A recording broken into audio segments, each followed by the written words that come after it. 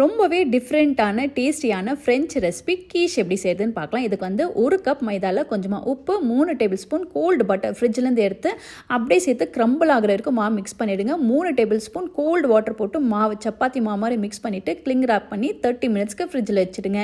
ஒரு பேனில் பட்டரில் கொஞ்சமாக பூண்டு வெங்காயம் வதக்கிட்டு அதோட ஒரு கட்டு பாலக்கு ஆட் பண்ணி நல்லா வதக்கிட்டு அப்புறம் பாயில் பண்ண கார்னில் சில்லி ஃப்ளேக்ஸ், சால்ட்டு, ஆரிகனோ போட்டு நல்லா மிக்ஸ் பண்ணி எடுத்துக்கோங்க. இப்போ 30 மினிட்ஸ் ஆகிட்டப்பறம் அந்த மாவு நல்லா சப்பாத்தி மாதிரி ரவுண்டாக ரோல் பண்ணிவிட்டு 7 இன்ச் டார்டினில் நான் இங்கே யூஸ் பண்ணுறேன். அப்படியே அதை ப்ளேஸ் பண்ணிவிட்டு ப்ரிக் பண்ணிடுறேன் ஃபோர்க்கில். அதுக்கு மேலே பார்ச்மெண்ட் பேப்பர் போட்டு சென்னா போட்டு 15 மினிட்ஸ் பேக் பண்ணி எடுத்தால் டாட் ரெடி ஆகிடும். இதுக்கு சாஸ் வந்து எக்கில் பெப்பர், சால்ட்டு, ஃப்ரெஷ் க்ரீம் போட்டு மிக்ஸ் பண்ணி வச்சுக்கோங்க. இதுக்கு மேலே நம்ம செஞ்சு வச்ச அந்த ஸ்பினச்சும் கார்னும் அதுக்கப்புறம் எக்கு சாஸ் போட்டு மொரசெல்லா சீஸ் போட்டு ஃபுல்லாக பேக் பண்ணி எடுத்திங்கன்னா சூப்பரான ஸ்பினச் கார்ன் கீஷ் இங்கே ரெடி ஆகிடும்.